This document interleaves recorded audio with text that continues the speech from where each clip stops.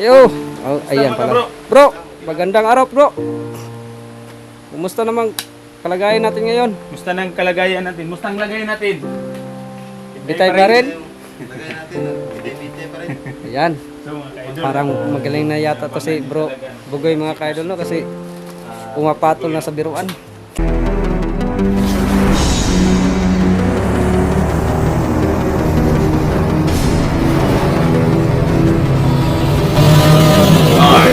Adventures TV.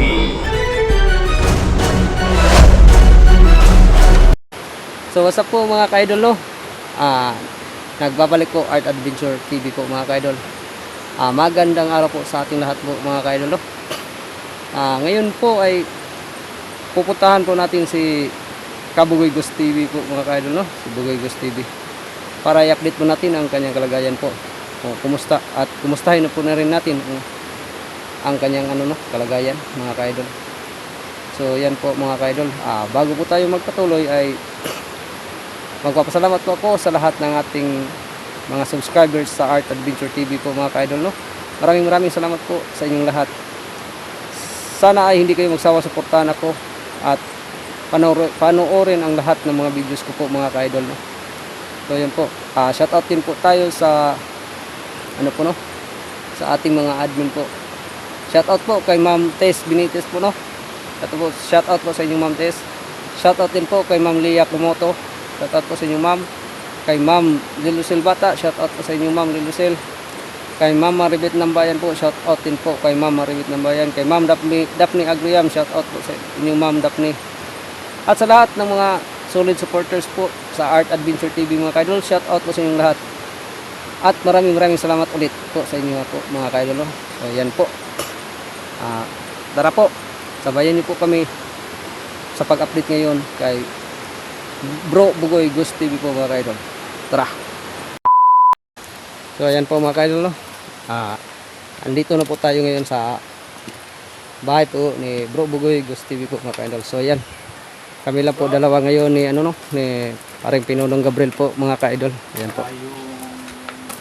Yo, oh, ayan pala. Bro, magandang araw bro. Kumusta naman kalagayan natin ngayon? musta ng kalagayan natin? Musta ang lagay natin? Bitay pa rin? Lagay natin, bite pa rin. Ayan. So mga kaidol, Parang magaling na yata to si bro Bugoy mga kaidol no kasi pumapatol na sa biruan. So, gawa tayo ng video mga kabuhay no? Ayan. May ma-upload ng bayo kahit Ayan mga kaidol oh, may pa, mga kunting galos pa sa mukha po mga kaidol. sila yung update sa akin. bro, okay nang yung mga pasa mo sa mukha. Okay na to. Medyo lang, nilagyan ko ng gamot. Mas malala talaga sa yung bro, tama yung mo. sa katawan mo, yung binugbog ka ba? Oo nga. Okay na to. Okay na yung gano. Magalaw-galaw ko naman. Mabuti. Hindi naman masyadong masakit. Saka na ako ng mga Pain reliever. pain reliever. Hindi na ako ng padoktor. Yung kung ano. yung mga gamot nag-take ka na. Oh. Nag-inom ng tambal yun. Pero ngayon lang hindi na ako nag-inom. Kasi medyo magaling na. Nangaligo na ako kaninang umaga. Ay, So mabuti. ito yung pinsala. Lang. Kita niyo yung medyo may may pula. Oo nga eh. Gamot yan. Ah. Aswiti ba? Aswiti. So yun.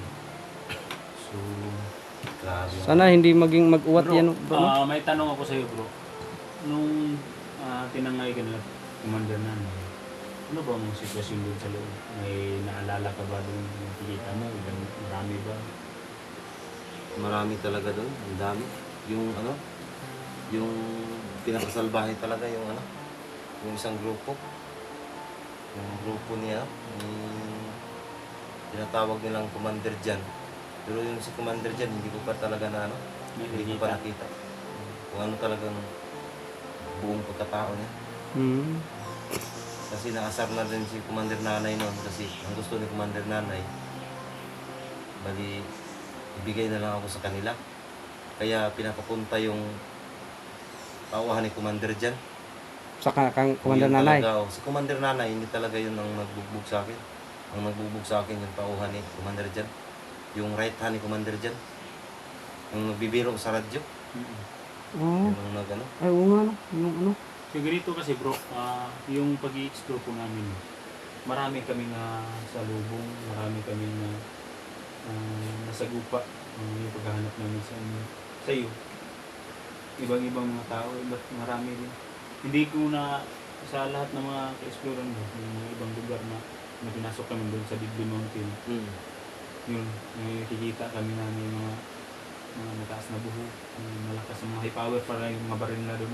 Yun ang mga tauhan ni Commander dyan. Yun ang pinapadala dito. Doon sa ano. Sa kinaroonan mo. Oh, si Commander Nanay kasi na tumatawag si Commander Nanay na dapat pumunta na si Commander dyan doon. Na sobrang busy na Commander dyan. Tapos sabi ni Commander dyan na may papuntahin ako dyan. Sila nang bahala pero huwag kayong mag-desisyon pag kasi nanggaling daw sa kay Commander dyan ang desisyon. So si Commander Nanay parang naasar na rin sa kanya gawa ng bakit tauhan lang tapos salbahis pa bro. Ito yung pinsala ko ito sa kanya to. Yung right hand eh, ano? Oo, Commander dyan? hindi ko talaga makalimutan yun. Kahit mag-wig pa yun, hindi ko makalimutan yun. So nakita mo talaga yung mukha niya. Medyo malaki yung Katawan? medyo malaki yung katawan. Bro, sa palagay mo bro, yung palagi nakatali ka, Commander Nanay, yung nakatali yung pulang damit mo, siguro yung magbibigay ng protection sa kanya, no? Siguro bro, kasi nag-usap-usap sila doon. Sabi, nakakaawa daw yung na-encuentro nila kasi hindi raw maano yung bala. Isip-isip ko baka yung kasamahan ko. Kasi naawa daw sila kasi hindi tatalab yung bala sa kanila. Nagsasayang lang daw kayo ng bala. Parang ganun ba? Oo, totoo yun bro, kasi yung mga salubong namin, yung naka-encounter namin, parang hindi nila hiniila yung mga bala namin. Tatayo lang at tatayo ba? Nung naalala ko, ano ko ngayon si Tatsuki. Oo nga eh. Ano ba nangyari? Pinuntahan niyo si Commander Dante? Oo, pinuntahan namin si Commander Dante. Ang nangyari, hindi papayag si B-Boy. B-Boy. Kasi Sinabi ni B-Boy sa amin, kuya, uncle or sir, maawa daw. Maluoy daw may sa iyang papa. Kung sa lahat, kung maunsa daw yung mahitabo, kung ano daw mangyayari sa kanyang ama, kay Commander Dante. baka mawalan sila ng ama. Paano na daw sila? Kasi kanina, pinuntahan ko doon sa bahay na nilipatan ko sa kanila. Wala naman tao doon. Pati si kumpare, yung kumpare ko wala doon. Sabi ng kapitbahay, umalis daw yung kumpare ko. Sila, ano? Labi boy? Sila Bibi, wala rin. Wala rin? Oo. Wala rin akong balita kung anong nangyari. Gawa ng wala naman talagang kumpare ko doon. Balikan ko nga siguro mamayang hapon. Siguro baka alam na nila yung hindi natin na-update mo muli. Baka nalaman nila yung nangyari, baka umalis sila o umalis. Baka ibang lugar na sila. Dinisa na nila itong lugar ba? Alang-alang po sa kanilang pamilya. Siguro. Baka ano ba? Pero dapat magpaalam ito sa akin. Ang kaso, kailan nga akong Truma na siguro sila sa nangyayari bro. Baka ano bro? Baka naisip yung ng asawa ni Commander Dante na baka hingi naman tayo ng tulong sa kay Dante para sumama sa sa kabundukan para hanapin ka. Baka yun ang naisip niya nga alis na lang para maging tahimik ng ang pamumuhay ng pamilya nila. Siguro, baka yun ang O bro, yung nangyari bro ba? Yung isinugal ni Tatsuki yung kanyang buhay. Hindi sana ako papayag yung bro. Kaya binigyan ko siya ng baril, pinadala ko ng baril. Actually kasi yun siya nagdesisyon eh. Hindi labag sa kalooban ko yun kasi ang nangyari, may mga pamilya lahat tayo. Oo nga eh. Sa akin Ang nga gusto eh. ko sana yung mangyari na hindi na, lulusubin na lang namin pero yung nakita namin mga sniper na ka-install sa taas, madihado ko yung buhay. Kaya yun ang desisyon niya na siya na lang ng papalit, magpapanggap na si Commander Dante. Sinabi ko, magdala ka na lang ng baril Tatsuki, tapos siguruhin mong barilin si Commander Nanay. Pag matumbay yan si Commander Nanay, gusto moral na yung lahat ng kasamahan niya, yung mga tauhan na, kasi yung commander yung una, pag mamatay yung commander, Magtakbuhan na yun. takbuhan na yung mga tauhan niya, pero hindi kami nagtagumpay bro. Kasi pag binaril ni Tatsuki, si Commander Nanay, hindi lang iniinday yung bala, parang ganun lang ba. Parang dumapis lang sa ano niya, sa ulo niya. Kaya nagkaputukan. Baka yun siguro yung, ano, yung tali na sa buhok. Yun nga ang ano ko eh. Yung tali Oh. sa buhok, yung pula ba? Yun nga rin yung duda ko eh. Kasi pag makita natin, pag ilang beses na natin nakita yun si Commander Nanay, Grabe ang, andun talaga ang puro niya na pula. grabe ang tindi nila doon bro. Kasi, di ba, doon nakatambay kami doon sa isang gabi sa Tagaytay. Tinatawag ng Tagaytay, nasa taas kami, Taas ng Naka-high ground kayo. naka-high ground kami. Diba ang tindi nila bro kasi yung sniper doon nila din nilagay yung sa daan mismo, sa daanan, pero yung bomba talaga dito nila nilalagay sa gilid, tagiliran. Matatalino talaga. Oo, matalino kasi pag may kalaban daw,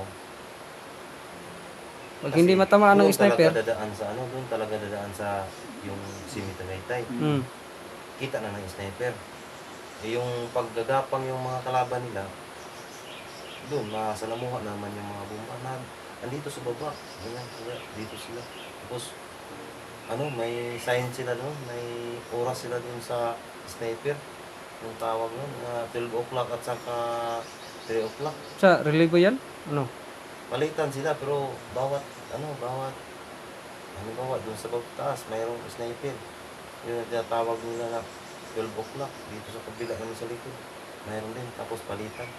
Iba din yung Nag-secure ng perimeter. alis-alis. Balik na naman, alis na naman.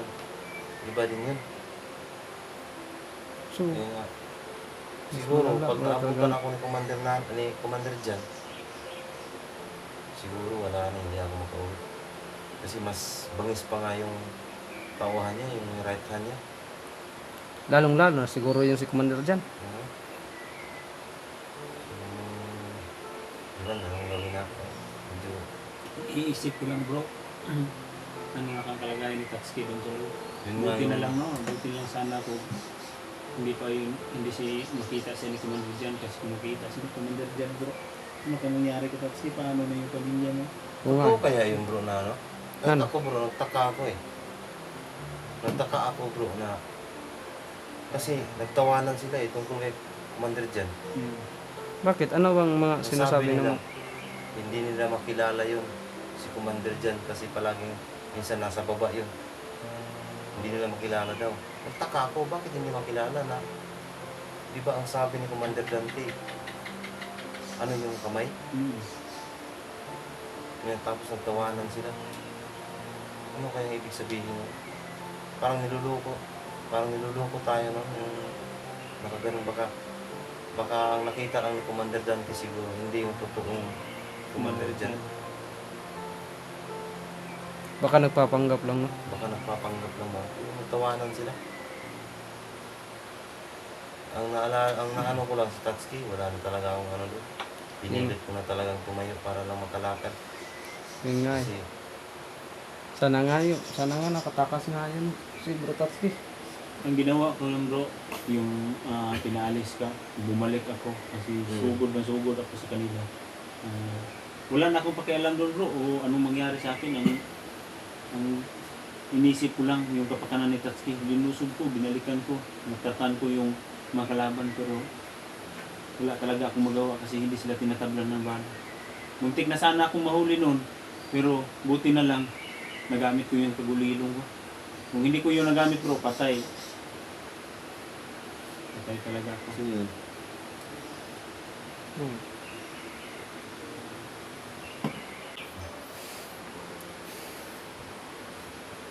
Matao. Ikaw lang. Dumaan? Duman lang. Secure natin bro. Baka may nag-aaligid-aligid. Hindi nga kasi ito yung patay.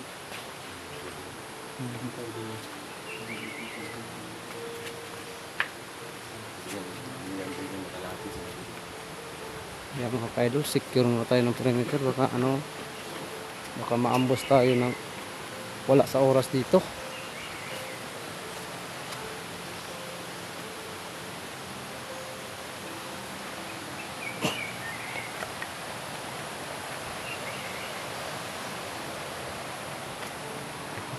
Wala naman. Yun mga kailan. Wala.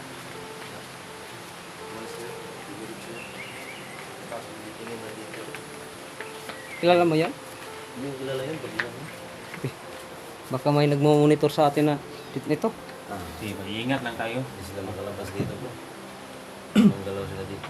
Kaya nga ako, palagi nila ako nagtatakip ng mukha para sa kaligtasan ng pamilya ko. Yo, balikan natin yun bro. Ang pagtataka siguro bro, yung mga lahat ng mga lakad natin, yung monitor no, kasi sabi mo, narinig ko nga, sumunod dyan nandun sa baba. Oo. Pero mas marami pa siguro nag-monitor sa atin bro. Marami siguro ng galamay dito sa Kapatagan. No? Dito sa bayan ba? Ang uwian nila lahat eh bro, yung Ridley Mountain, yung pinakakatakutan na bundok. Grabe bro. Di ba doon ka dinala sa Ridley Mountain? Oo. Grabe doon bro. Mayroong dumating doon na ano, na ilang sako ng bigas. Saka mga pagkain. Kaya pala hindi talaga nanghingi ng pagkain yan. Baka yun yung mga narinig natin mga ano bro, yung motor ba? Oo. No? Yung may narinig kami ng mga motor na paakyat sa bundok. Paakyat, mga ilang motor din yun. Paakyat ng bundok. Ang dami. Sako-sako talaga yung bigas. Tapos yung mga karton pa na ano, ulam siguro yun. Ano? Grabe yun. May nagsusupply pala sa kanila, no? Parang mayroon nga ng susupply. Kasi ang balitaan ko, nakita ko na lang nung ano, medyo naghahakot na sila ng bigas. Kaya pala siguro, hindi nangingi sa atin ng bigas. Kaya ang gusto ko talaga nila, si Commander Dante talagang ipalit sa akin. Kasi daw, may maraming alam. Baka yun ang kinakatakutan ni Commander Dante. Baka balikan siya, kaya umalis na lang sila ng magpan. Kasi nung, Umika sila mag-ina. nung nag-update kasi ako kay Commander Dante, may nasabi kasi siya akin na siya ang pinaka-Luis na commander. May dala din siyang tauhan. Ang Pero problema- pinakababa siya. Oo. Kapag inutusan siya, yun. Kaya swito siya sa lahat ng mga lugar kung saan banda ang mga puta. Nakita niyo yung pag-rescue natin sa'yo? Dati. Mm. Di ba alam niya? Alam niya yung dito. Danan. Oo, ito O at yung mga daanan. kuruta kung Oo, saan ang... yung pinakakampo talaga. Diba sinama na natin yun? Pero bro, kung gumaling ka na bro, explore na tayo, sama ka naman para Oo. hanapin natin sa Tatsi kasi nag-alala talaga ako sa Tatsi. Ano talaga ako bro, nagsipag talaga akong magaling na agad kasi para makatulong na naman kay Tatsuki. Kasi siya yung siya yung Sakripisyo. sakripisyo. So, pinilit ko talaga na maging okay talaga. Pero wala namang ito na lang, medyo may kunting na lang, kunting, Pasa. kunting pasa. Kunti lang yan. Mawawala rin yan. Mawawala din yan. Kumusta sila Kumusta sila Moko at saka sila Rudy? Oh. Yun bro, sila mo kung Ruby at Sarge. Kasi si Sarge pala. Tumulong din yun Tumulong sa sila paghahanap sa pagligtas sa'yo. at pagligtas. Ngayon, hindi namin sila makakuan kasi may mga importante sila mga ginagawa ba? Oo, may mga lakad. Kaya nagsisikap lang kami no, kahit kami lang muna ni Pare Art para lang po sa Kasi marami nagtatanong kung ano lang naging kalagayan mo. Kaya nga nagtatanong. Kagabi, nag-live ako kagabi. Nag-live na talaga ako kagabi kahit may hina ako. Para lang makita ko sa mga viewers na okay ako ba. Mas mabuti. Sinabihan ko doon na yung mga kasamahan kong hunter sa Tindakila, busy din yan. Kasi naghahanap din kay Tatsuki. Minsan nga yung iba nun, hindi ang mga nagaya sa inyo, i-explore kayo palagi. So, salamat sa Kasi sa hindi namin matiis na hindi nahanapin yung si Bro Tatsuki. Kasi kahit ako minsan nga, sakit sa kalooban namin yung ginawa niya na nalimpungatan ako pag nag-ano siya, ako pag, anong tawag yan, kuan para lang mailigtas ka, oo nga, nagsakripisyo. sacrifice talaga yung ginagawa niya. Sige lang, baka bukas makapag-explore na ako nito. Okay bro, ang ganito bro, pag maging okay ka na, full force tayo, bumalik sa bundok para Ayan. mailigtas natin Oo. yung si Yun, yun ang pinakamagandang gawin bro. Walang Hindi iwanan natin tayo, ito patatagalin. Oo. Mag-update ka na lang sa amin bukas kung okay ka na. Lulusog tayo sa bundok. Sige. Tama yun. Umaga tayo, kung pwede lang sana, baka umaga. Umaga tayo to para ano? Kaya naman sa ano? Yun mga kaidol, Kaya naman sa katawan. yung hinihiling nyo na kumustahin natin, i-update natin si Bugoy. So ayan na po mga ka-idol. In-update na po natin si Salamat Bro po sa Bugoy Panginoon, Ghost no, TV na, po mga ka-idol. No? Medyo okay na po si Bugoy. At salamat sa po may kapal na hindi po siya kapinsala ng sa katawan niya at sa mga ngayon po ay magaling-galing na po siya. May pasana lang po siya dito so, mga mga ka-idol. kaidol, Pero salamat po. hindi na masyadong ano po, no? Malala po ang sugat niya po mga ka-idol. So ayan. Maraming salamat po mga ka-idol, no? Sa walang sawang pagsuporta sa aming Team Dakila. So ayan po. God bless po sa ating lahat mga ka-idol. Salamat.